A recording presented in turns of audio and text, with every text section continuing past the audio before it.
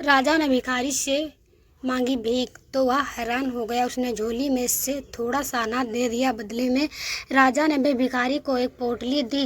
दान पुण्य करने का विशेष महत्व बताया गया है। जरूरतमंद लोगों को दान करने से धर्म लाभ मिलता है। इस शुभ में कंजूसी नहीं करनी चाहिए। इस संबंध में एक लोक कथा प्रचलित है। कथा के अनुसार पुराने समय में एक राजा अपने राज्य में घूम रहा था। तभी उसने एक भिखारी से कहा कि आप मुझे भीख में थोड़ा सा अनाज दे दीजिए। मेरे गुरु ने कहा है कि आप मुझे किसी भिखारी से भीख लेनी है। इस उपाय से अपने राज्य का संकट दूर हो जाएगा। राजा की बात सुनकर भिखारी हैरान हो गया। एक राजा उससे भीख मांग रहे हैं, वह मना नहीं कर सकता था। उसने अपनी झोली में हाथ डाला, मुट्ठी में अनाज लिया और सोचने लगा कि इतना अनाज राजा को दे दूंगा तो मैं क्या करूंगा। ये अनाज तो मेरा है, मुझे राजा को ज़्यादा अनाज नहीं देना चाहिए।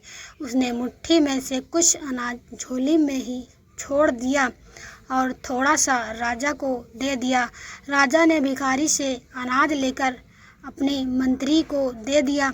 मंत्री ने अनाज के बराबर वजन की एक पोटली भिखारी को दे दी और कहा कि इसे घर जाकर खोलना।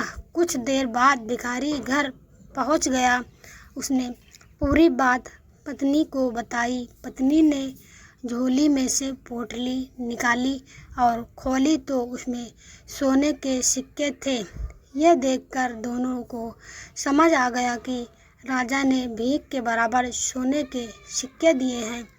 भिखारी को और उसकी पत्नी दोनों को इस बात का पछतावा हो रहा था कि भीख में थोड़ा सा अनाज क्यों दिया। ज़्यादा अनाज देता तो राजा ज़्यादा सोना देता।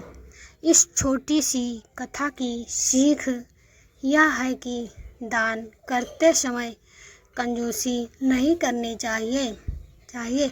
अपने सामर्थ्य के अनुसार दान करते रहना चाहिए। करते रहने से हमारे पुण्य में बढ़ोतरी होती है, धर्म लाभ मिलता है।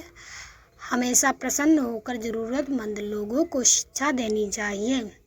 दिए हुए दान का जिक्र कभी नहीं करना चाहिए, वरना दान का पूरा फल नहीं मिलता है। प्लीज़ हमारे चैनल को लाइक एंड सब्सक्राइब कीजिए, ज़्यादा से ज़्यादा शेयर कीजिए।